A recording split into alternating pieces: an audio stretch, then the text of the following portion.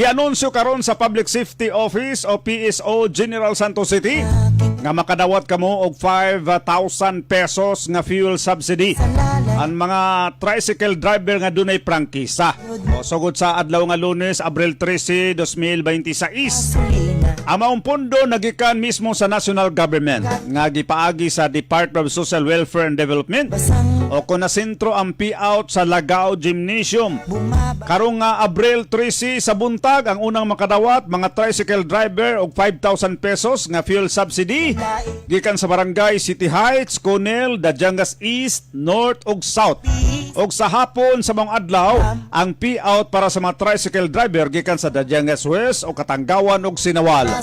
Samtang sa Abril 14 mga kaposo Martes na naka-schedule ang mga tricycle driver nga modawat og 5,000 nga fuel subsidy gikan sa barangay Apupong og sa hapon ang barangay Lagao. Sa Pizza 15 Miyerkules kana serbisyuhan sa DSWD Region 12 ang barangay Labangal og sa hapon ang barangay Sigil og Olimpog. Sa Pizza 16 ang barangay Kalumpang og barangay Fatima o sa Pizza 20 sa Abril ang serbisyuhan mo ang barangay Mabuhay og barangay San Isidro. Basiga na po'y magpakita pa ipal-ipal diha. Gikan na sa gobyerno ha. Dili na sa